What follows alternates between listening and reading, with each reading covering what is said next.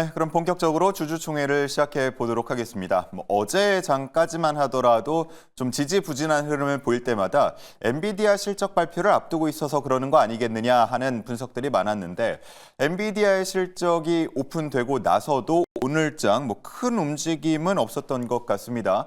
어떻게 보면은 오히려 더 안 좋은 흐름이 나타났다라고도 할 수 있겠는데 외국인 투자자들이 순매도를 보인 가장 큰 규모의 종목이 바로 SK 하이닉스였고요. 그래도 여기서 기대감을 다 내려놓지는 않아도 되는 게 다음 달에 GTC 2025도 있고 하반기에 블랙웰 울트라 칩도 공개가 된다고 하니까 이런 부분들에서 우리가 투자 전략을 좀 찾아볼 수 있지 않을까 하는 생각이 듭니다. 자, 관련해서 이야기 나눌 두 분 모시겠습니다. 송률 그리고 박준현 매니저님 모셨습니다. 안녕하십니까? 안녕하세요. 네. 안녕하세요. 자, 오늘 이슈가 조금 있었어요. 방송 전에. 박준현 매니저님이 오늘 방송 시간 착각하셨다고요. 네, 그래서 하마터면 못 올 뻔했습니다. 예. 그럴 때가 있는 것 같아요. 시작 시간하고 지금 끝나는 시간을 좀 헷갈리신 것 같은데 우리가 투자하다 보면은 매수 매도 버튼 가끔 착각할 때 있잖아요. 네, 맞습니다. 제일 짜증나는 일이죠. 예, 더 추가 매수를 하려고 했는데 내가 가지고 있는 물량을 몽땅 팔아버리는 그런 때가 있는데 오늘 혹시 오버랩 되지 않았을까? 좀 비슷한 경우도 있습니다. 예전에 이제 많이 올라가지고 매도하고 야호 그리고 저녁에 술 마시러 갔다 왔는데 그 다음날 주식이 더 많아져 있는 그런 경우도. 더 샀던. 예, 네. 많이 올랐는데 그 다음날 다 빠져서 그래 어저께 잘 팔았다 그랬는데 갑자기 이상한 거야 계좌가. 네. 그런 경우도 가끔 겪거나 했었습니다. 그렇습니다. 아마 이제 다음 달 3월이 되면 대체거래소가 들어오게 되면서 지금 많은 분들께서 좀 많이 헷갈려 하실 것 같아요. 대체 애프터마켓이 뭐냐, 프리마켓이 뭐냐 많이 헷갈려 하실 것 같은데 저희 도전템베거가 이제 애프터마켓을 다루게 됩니다. 저희가 방송이 기존엔 8시에 종료가 됐었는데요. 우리 또 많은 성원에 힘입어서 8시 반까지 30분 더 늘어나게 됐고요. 이 애프터마켓의 마감 상황까지도 다 함께 다룰 예정이기 때문에 저희 도전 템베거 더 확장되는 만큼 더 많이 사랑을 해주시면 좋을 것 같습니다. 자, 앞에서 이제 내일 신문 기사들을 몇 가지 살펴봤는데 관련된 얘기를 좀 나눠봐야 할 것 같아요. 일단 기아가 스페인에서 관련 행사를 열면서 확장된 전기차 라인업을 공개했다고 합니다. 현대기아차에 대한 관심 지속적으로 가져봐야 할 것 같은데 주가에 영향 좀 있겠습니까? 사실은 큰 영향이 없었습니다. 오늘 같은 경우도 사실 그렇게 큰 매수세는 포착이 안 됐는데 좀 여러분들이 이런 모멘텀 같은 경우는 조금 더 시기를 길게 보셔야 됩니다. 자, 왜 그러냐면은 지금 스페인 관련 뉴스가 나왔는데요. 기아 같은 경우는 스페인에서 계속 나름대로 판매량을 유지하고 있습니다. 자, EV3 같은 경우는 출시된 지 2달 만에 BYD를 뛰어넘고 1위에 랭크되었는데 그 얘기는 뭐냐면은 EV3라는 차종 자체가 유럽을 이제 타깃으로 만든 차종이기 때문에 어느 정도 지금 성과가 가시화가 된다고 하면은 저는 추가적으로 실적에도 긍정적인 이슈가 더해질 것이다 이렇게 좀 보고 있고 지금 스페인뿐만이 아닙니다. 스페인하고 네덜란드에서는 지금 가장 잘 팔린 차 중에 하나가 EV3다 이렇게 좀 알려져 있는데 기아 같은 경우는 워낙에 지금 바닥권에 있습니다. 지금 최근에 고점이라고 하면 1월 14일 날 10만 원대를 어느 정도 기록을 했다가 지금 계속 조정을 받고 있는 상황인데 저는 어느 정도 지금 추세가 내려오긴 했지만 그래도 올라갈 수 있는 룸이 더 많다라고 보고 있고 자, 자동차 하면은 이제 관세 리스크 얘기 안 할 수가 없는데요. 관세 리스크는 아직까지 남아있는 상황이긴 합니다. 다만 우리가 너무 부정적으로 볼 필요는 없는 게 관세 리스크 자체가 작년 하반기부터 계속해서 더해졌던 부분이기 때문에 어느 정도는 차트에 선반영 되어 있다. 그래서 저는 지금 기아만 놓고 본다고 하면은 밸류 대비는 저평가 상태다 이렇게 좀 보고 있습니다. 네, 좋습니다. 당장의 큰 모멘텀은 안 되겠지만 좀 지켜볼 필요는 있어 보이고요. 자, 다음은 고려아연 기사도 있었습니다. 인듐 포함해서 여러 가지 기술력으로는 경쟁력으로는 고려아연에 대해서 부정적으로 얘기할 사람은 많지 않을 것 같고 다만 워낙 주가가 한 번에 치고 올라갔다가 지금 좀 조정을 받은 상태이기 때문에 이 기술적인 분석상으로 봤을 때 고려아연 어떻게 좀 전략을 짜야 하나 많은 분들이 고민하실 것 같거든요. 어떻습니까? 네, 앵커님 말씀하신 대로 지금 거의 바닥권에서 이런 표현을 써도 되는지 모르겠지만 발발 기고 있다라는 표현을 쓸 정도로 지금 거래량도 없고 주가가 움직이지 못하고 있는 그런 흐름입니다. 근데 요거 제가 차트를 한번 보면서 잠깐 말씀을 좀 드리도록 하겠습니다. 예. 자, 이렇게 말씀을 드렸던 이유 중에 하나가 뭐냐면 최고점 200만 원을 넘어갔을 때 지금 보시게 되면 윗꼬리가 상당히 길고 몸통 자체도 음봉이 떨어진 날이 하나 여기에 보이실 겁니다. 자, 표시를 다시 한번 해드릴게요. 이 날인데 이날 지금 거래가 좀 일부 좀 발생하면서 좀 저렴한 시세에서 샀던 사람들이 수익 실현을 하지 않았나, 메이저 수급이 좀 나가지 않았나. 예. 그러니까 이제 개인들밖에 남지 않겠죠. 제가 항상 드리는 말씀 중에 하나인데 개인들밖에 남지 않으면은 주가 관리가 되지 않는다. 메이저 수급이 나가면. 그러면 그때부터는 이렇게 계속 거래 없이 줄줄줄줄줄줄 흘러내리고 전혀 움직임이 없는 형태로 나타납니다. 이 아이를 지금 볼 때는 지금 뭐 매수 타이밍도 저는 아니라고 보고 있고요. 예. 한 번 정도는 거래가 있고 난 다음에 분명히 한번 이런 흐름이 있고 난 다음에 움직임이 나오면 그때 정도 한 번이 매수 타이밍이지 않을까. 그리고 뭐 고려 아이언 조만간 한번 움직이긴 움직일 것 같아요. 그렇게 보는 이유 중에 하나가 이제 조만간에 지금 미국이 또 중국 때리기를 하고 나면 중국이 일단 미국한테 대항할 수 있는 부분은 희귀광물 자원밖에 없다. 이렇게 되면 한번 또 움직이지 않을까. 이렇게 말씀드리도록 하겠습니다. 네, 좋습니다. 뭐 경영권 분쟁 이슈로 인해서 정말 뭐 주가가 당시에 무서울 정도로 빨리 많이 올랐었죠. 그러다 보니까 지금 많이 내려와 있는 상태에서 과연 그 위치까지 돌아갈 수 있는 무언가 모멘텀이 있을까 하는 데 대해서 좀 회의적인 분석을 내주신 것 같습니다. 자, 이렇게 해서 신문 기사와 관련한 질문들 나눠봤고요. 이제는 오늘 장을 바라봤던 투자자들의 이야기를 들어보겠습니다. 시크릿 주주 함께 하시죠. 네, 시장에 대한 주주 여러분들의 궁금증 체크해보는 시크릿 주주 시간입니다. 오늘도 자세한 투자자의 의견들 들어보도록 할게요.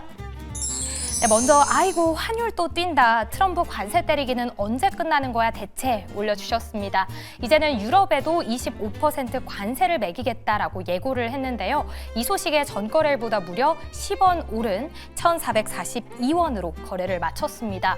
안정될 줄 알았던 환율 다시 움직이는 만큼 이 추세에 대한 이야기 잠시 나눠보도록 하고요. 또 엔비디아 실적 참 잘 나왔는데 삼성전자가 안 오르는 이유 내가 사서 그렇다라고 올려주셨습니다. 엔비디아 호실적에도 반도체주 힘을 쓰지 못하면서 오늘 SK하이닉스는 2% 가까이 밀리는 모습이었는데요. 과연 어떤 이유에서 이 실적을 반영하지 못하는 걸지 두 분의 인사이트 통해 만나보도록 하겠습니다. 그리고 또 블랙엘 울트라까지 나온다는데 반도체 어떤 업종을 봐야 되나요? 올려주셨습니다. 이제는 블랙엘의 생산 지연 완전히 회복됐다고 하죠. 또 올해 하반기에는 HBM3E 12단을 무려 12개나 쌓은 이 블랙엘 울트라도 선보일 예정이라고 하는데요. 그렇다면 HBM 관련주들 조정받을 때 미리 담아봐야 할지 수혜주 찾아보도록 하겠습니다. 다음 내용도 더 많이 있으니까요. 함께 확인해 보시죠. 네, 진짜 K뷰티의 시대는 올해구나. 미용기기까지 오르네 올라주셨습니다. 오늘 미용기기는 물론 화장품주까지 굉장히 뜨거웠는데요. 그렇다면 미용기기 대 화장품 어느 쪽을 더욱더 집중해 봐야 할지 이 부분 체크해 보도록 하고요. 다음으로는 트럼프 2기 첫 장관급 방한이 국방이다. 군함 얘기 나오겠구만 올려주셨습니다. 현재 미국 국방장관이 다음 달 한국을 방문하기 위해서 일정을 조율 중이라고 하는데요. 특히나 한화오션 등 한국 조선업체에 연락을 먼저 취했다고 합니다. 그렇다면 조선주들 새로운 수주에 대한 이야기 들려올 수 있을지 확인해 보도록 하고요. 마지막으로는 중국은 가격 올리고 인도도 태양광 시작하면 우리도 수혜 좀 보려나 올려주셨습니다. 패널에 대한 가격을 올린다고 하고 인도도 현재 탈중국 흐름 나오고 있으니까요. 관련주 체크해 보도록 할게요. 네, 이렇게 투자자들의 이야기를 들어보고 왔습니다. 엔비디아가 호실적을 발표했지만 뭐 뉴욕 증시도 그리고 국내 증시도 관련 종목들이 그렇게 뚜렷하게 올라가는 모습은 보이지 못했습니다. 자, 일단 송길 매니저님, 네. 엔비디아 실적 발표 보셨을 텐데 어느 부분을 좀 눈여겨보셨습니까? 사실 어느 정도 시장에서는 예상을 했기 때문에 사실 그렇게 큰 파급력은 없었다라고 보고 있는데요. 저희 방송에서도 얘기를 했었습니다. 엔비디아 실적에 대해서. 지금 이제 뭐가 됐든 간에 빅테크 중심으로 투자는 확대가 되고 있고 그 중심에는 데이터 센터랑 AI가 있기 때문에 사실 그렇게 우리가 일희일비할 필요는 없다라고 했는데 시장에서도 그렇게 전망을 했습니다. 시장의 전망치보다는 일단 잘 나왔습니다. 시장의 전망치는 381억 달러였는데 일단 393억 달러가 나왔어요. 여기서 좀 더 우리가 자세히 봐야 되는 거는 일단은 시장에 어느 정도 컨센서스는 부합을 했다. 그렇기 때문에 지금 추가적인 그런 파급력은 제한적인데 이걸 우리가 좀 더 길게 놓고 본다고 하면은 저는 지금부터가 다시 한번 재상승할 수 있는 준비 기간이다라고 보고 있고요. 지금 삼성전자, SK하이닉스 나오고 나오고 있는데 상대적으로 부진한 흐름 보이고 있습니다. 이제 엔비디아 같은 경우 실적 잘 나오면 우리가 보통 SK하이닉스 정말 잘 가겠다 이렇게 생각을 하는데 그렇지가 않았죠. 조금 더 우리가 딥하게 봐야 되는데 일단 그래도 긍정적인 부분도 있습니다. 전반적인 내용은 뭐냐면은 데이터 센터 중심에 있었기 때문에 우리나라 반도체 기업들이 상대적으로 기대감은 덜 해진 상황이긴 하지만 그래도 제가 여러분들한테 좀 추가적으로 말씀을 드리고 싶은 게 뭐냐면은 지금 글로벌 메모리 업계를 본다고 하면은 아직까지 삼성전자, SK하이닉스 굳건한 점유율을 보이고 있습니다. 삼성전자는 4분기 기준으로 살짝 빠졌습니다. 한 3% 정도 빠졌는데 그래도 아직까지는 1위 자리를 지키고 있고 SK하이닉스가 좀 빨리 추격을 하고 있어요. 이 얘기를 왜 드리냐면은 지금 반도체 업황이 나쁘지가 않습니다. 지금 전 세계적으로 작년부터 다시 한번 반등을 하고 있는 시점이고 그 중심에 뭐가 있냐면은 HBM 출하량 증가가 있었고요. 그 다음에 DDR5 가격이 상승을 하고 있기 때문에 삼성전자, SK하이닉스 이런 반도체 쪽은 우리가 부정적으로 볼 상황은 아닌 것 같다. 저는 너무 일일비할 필요는 없고 지금 충분히 매수하셔도 좋을 것 같습니다. 네, 오늘 단 하루 거래일만으로 평가하기는 이르다라는 말씀을 해주신 것 같고 조금 전에 삼성전자와 SK하이닉스 주가 흐름도 나왔어요. 삼성전자 뭐 여전히 5만 원대 중반 정도 수준에서 지지부진한 흐름이고 SK하이닉스는 20만 원을 깨고 소폭 내려왔는데 혹시 두 종목 중에 좀 눈여겨보는 분들 위해서 조언을 해주신다면요? 저는 작년부터 삼성이었습니다. 계속? 네. 예. 왜 그러냐면 지금 SK하이닉스 같은 경우는 이미 주가 자체가 좀 많이 선반영이 좀 돼 있다라고 좀 얘기를 해야 될 것 같습니다. 그냥 트레이딩 영역이지 대형주를 가지고 뭐 단타를 치시는 그런 분들 있지 않습니까? 예. 이제 그런 트레이딩의 영역이지 좀 꾸준히 갖고 가기에는 조금 주가 가격대 자체가 좀 높지 않나 이렇게 좀 말씀을 좀 드리고 싶고요. 내가 만약에 정말 주식의 초보고 뭔가 중장기로 뭐 적금 대신에 조금 더 모아갈 수 있는 그런 부분이라면 저는 삼성전자를 권해드리고 싶고 삼성전자는 지금 앞으로 언제 나올지는 모르겠지만 뭐 HBM 퀄 테스트라든가 일단 기대감이 어느 정도 일단 살아 있기 때문에 예. 일단 SK하이닉스보다는 삼성전자 쪽이 조금 더 낫지 않을까. 그리고 만약에 삼성 쪽에서 통과를 한다라고 하게 되면 SK하이닉스가 아무래도 주가에 좀 어느 정도 영향이 좀 미치지 않을까라는 말씀을 좀 드려보겠습니다. 그런 우려감들이 있기 때문에 당연히 삼성전자가 뭔가 엔비디아 테스트에 통과했다고 그러면 SK하이닉스는 어떡하지? 이런 투자 심리가 발생할 수 있거든요. 예. 그렇다 보면은 아무래도 지금은 SK하이닉스보다는 삼성전자가 조금 더 낫지 않나 이렇게 말씀드리고 싶습니다. 알겠습니다. 지키려는 자보다는 빼앗으려고 하는 자 쪽이 먹을 게 조금 더 많아 보인다라는 분석이신 거죠? 네, 예. 맞습니다. 알겠습니다. 자, 그리고 오늘 이제 핫했던 섹터로 한번 넘어가 보도록 하겠습니다. 화장품 그리고 의료기기, 미용 의료기기 쪽이 굉장히 핫했습니다. 뭐 어제 클래시스가 삼성 인수 이슈가 있었는데 어제는 빠지는 흐름이더니 오늘 또 몰아서 또 올라가는 모습이 있었죠. 어떻게 보십니까? 화장품, 미용 의료기기 쪽.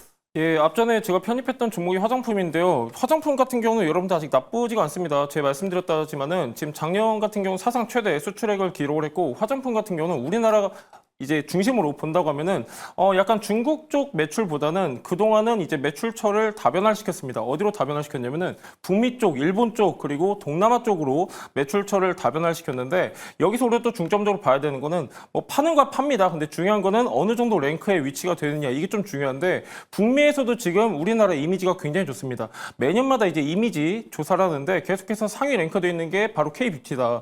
그리고 일본이 좀 굉장히 중요한 시장입니다. 일본 같은 경우는 수입 화장품 시장에서 1위를 3년 동안 지켜오는 게 바로 K뷰티이기 때문에 중국뿐만이 아니라 주요 국가에서도 지금 계속해서 매출이 꾸준하게 발생을 하고 있는 상황이고요. 자, 여러분들 이렇게 좀 보시면 좋습니다. 작년에 우리나라가 수출액 한 15조 원 정도 찍혔는데 그중에서 중소기업들이 수출한 게 10조였습니다. 그러니까 대형주보다는 중소형주 쪽으로 보시는 게 맞고 인디 브랜드 쪽으로 여러분들이 체크하시면 좋을 것 같습니다. 네, 좋습니다.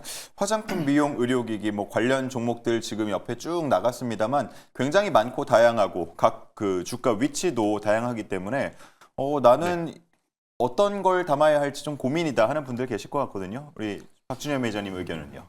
네, 뭐 화장품 역시 오늘 뭐 한알령 기대감 좋습니다. 뭐 어쨌든 간에 지금 한알령으로 인해서 가장 큰 피해를 받았던 업종이 일단은 엔터, 화장품, 게임주 일단 세 종목, 세 업종을 꼽을 수 있는데 일단 저는 큰 종목보다는 단기적으로 수익을 좀 챙기려면은 조금 가벼운 종목이 좀 낫지 않겠나. 그래서 오늘 지금 토니몰이라는 종목이 오늘 지금 한 18% 정도 움직임이 나왔습니다. 오늘 장중에 계속 밴드로 소개를 많이 해주시던데요. 네. 네이버 밴드에서 지금 이제 공부를 해보자라는 수급이 나가지 않았다라는 차트로 장전부터 여러분들께 소개를 시켜드렸던 종목 중에 하나인데, 예. 지금은 지금 뭐 클래시스는 뭐 삼성의 인수설 뭐 단독 보도가 나왔기 때문에 뭐 아니라고 이야기했지만 뭐 급등했던 그런 부분들인데, 그렇지 않고서는 지금은 단기적으로 수익을 좀 챙기려면 조금 뭐 가벼운 종목들이 좀 낫지 않겠나. 뭐 시총이 지금 그래도 토니모리 같은 경우는 지금 2천억짜리 종목입니다. 2,200억 정도 나오고 있는데, 뭐 한국 화장품 제조, 코리아나 이런 식으로 약간 좀 화장품 하면 떠오르는 종목들이 있습니다. 예. 그런 종목들 위주로 조금씩 여러분들 좀 보시면 좀 나을 것 같고, 화장품 그랬을 때 좀 무겁다, 좀 엉덩이가 좀 덩치가 좀 크다, 이런 종목들은 조금 늦지 않을까, 중장기적으로 좀 대응을 해야 되지 않을까 이렇게 예. 말씀드리고 싶습니다. 어때요? 지금 차트도 나오고 있습니다만 오늘을 제외하고 이제 어제부터 본다 그러면 어떤 부분에서 토니모리를 좀 눈여겨 보셨는지 살짝 뭐 소개를 해주셔도 좋을 것 같아요. 근데 이 토니모리를 소개시켜드렸던 이유 중에 하나는 뭐였냐면은 역시 뭐 저만의 어떤 기준과 원칙이라고 말씀을 좀 드릴 수 있는데, 예. 잠시만요. 이게 저희가 바뀌어가지고 여기까지 보시게 되면 이게 오늘 제외하고 어제까지죠. 네. 그러면. 오늘을 제외하고 어제까지 이렇게 보시게 되면 좀 더 확대해서 보여드리도록 하겠습니다. 이 저점 구간입니다. 저점 구간에서 이제 올라오는 구간이었고, 최근에 많이, 그러니까 거래가 지금 거의 여러분들 보시면은 거래가 없었습니다. PD님 저기 밑에 자막에 여기 가려가지고 자막 좀 한번 예, 이렇게 CG1 예. 클리어 좀 한번 해주십시오. 예. 네, 좋습니다. 네, 거래량이 지금 하나도 안 보였죠. 거의 없었습니다. 근데 지금 최근에 몇 거래일 동안 지금 500만 주, 1000만 주 정도 거래가 들어오고 있어요. 이 이야기는 뭐냐면은 뭔가 지금 누군가는 메이저 수급이 들어와서 움직이려고 하고 있다. 그런데 오늘 아침에 보니까 어제 뭐 시간에서도 일부 한 1% 정도 올랐고, 그다음에 이 정도면은 오늘 솔직히 이렇게까지 갈지는 몰랐습니다. 이 정도일 줄까지는 몰랐지만 네, 오늘 정도면 한 요 정도 위아래 꼬리 정도 이렇게 좀 달지 않을까, 윗꼬리가 조금 더 길지 않을까, 이런 개념으로 여러분들께 소개를 시켜드렸는데, 운 좋게도 오늘 거의 뭐 상한가까지도 한번 기록을 했던 모양인데, 예. 자, 어쨌든 이렇게 여러분들 지금은 변동성 장세입니다. 뭐 강세장이라면은 실적 업황 뭐 이런 걸로 종목이 쭉쭉 잘 가는데, 이렇게 변동성 장세라든가 불확실성이 클 때는 수급에 조금 더 집중해 보면 좋지 않을까, 이렇게 말씀드리도록 하겠습니다. 예.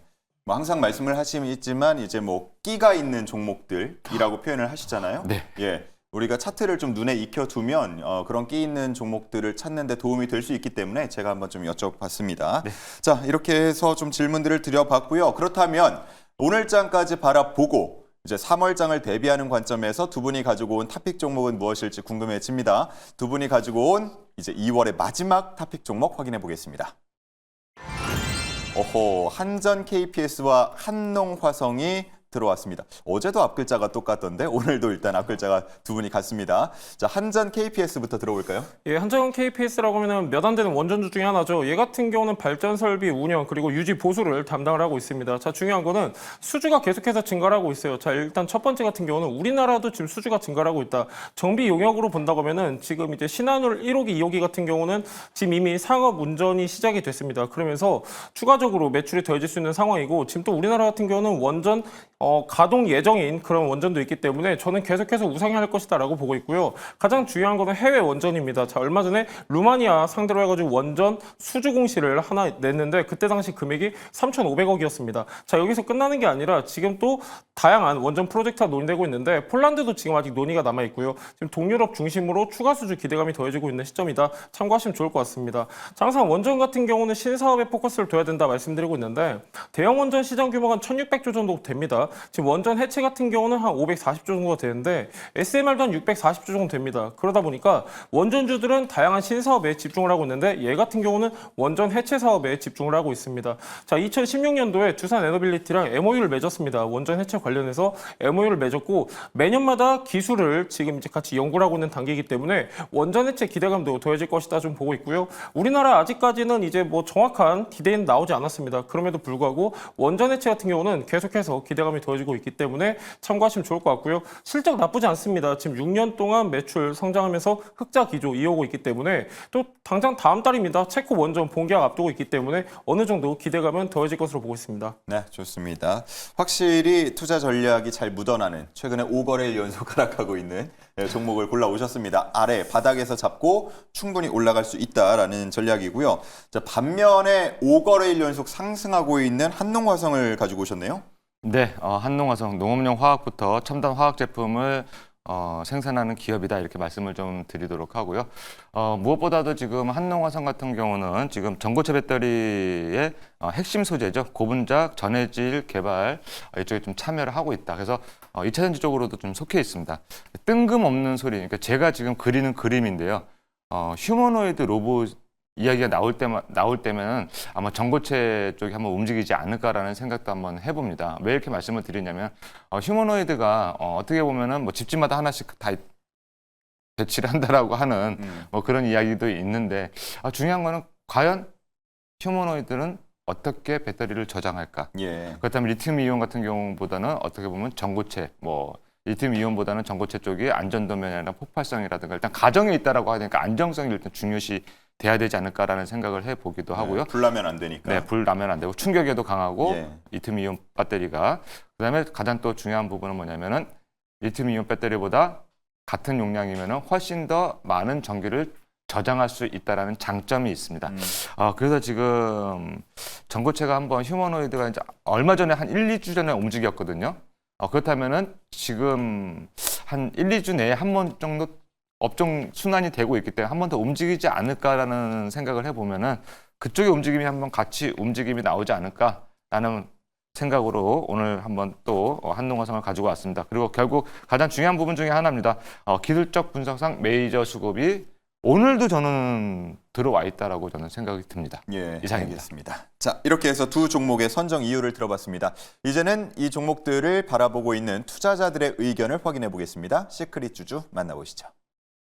두 번째 시크릿 주주 시간입니다. 현재 종목을 보유하고 있는 주주님들의 생생한 관심사와 궁금증 해결해 보도록 할 텐데요. 먼저 한전 KPS 종목 토론방으로 입장해 보시죠. 내가 살아있을 때 다시 5만 원 위로 올라갈 수 있을까 유유 올라와 있습니다. 10년 전에는 주가가 13만 원을 기록했지만 2021년 6월에는 그 이후로 계속 5만 원 선을 터치하지 못하고 약세가 이어지고 있죠. 과연 다시 5만 원 선까지 올라와 줄 수 있을지 이에 대한 기술적 분석해보도록 하겠습니다. 리포트 고정비 부담 증가로 기대치 하회했다라는 리포트도 올라와 있습니다. 4분기 영업이익이 전년보다 30% 이상 감소할 것으로 보인다라는 전망이 담겨 있는데요. 인건비 증가로 인해서 이 컨센서스를 하회했다라는 내용이 담겨 있으니까요. 이에 대한 자세한 부분도 짚어보도록 하겠습니다. 이어서 다른 의견들도 함께 읽어볼게요. 아니 창사 이래 최고의 실적을 냈구만 주가는 밑으로 간다고 올라와 있습니다. 지난해 창사 이래 최대 실적을 달성했습니다. 국내외적으로 사업 수조 확대에 힘입은 결과인데요. 하지만 주가는 하락하고 있어서 아쉽다라는 의견 올라와 있습니다. 베트남 원전을 러시아가 수주할 거고 우린 루마니아 수주를 노려야지 올라와 있습니다. 최근 베트남과 회담으로 인해서 원전 협력 강화에 대한 기대감이 나오고 있죠. 루마니아는 원전을 2기에서 5기로 늘릴 예정이니까요. 이에 대한 추가 수주 기대해 볼 수 있겠습니다.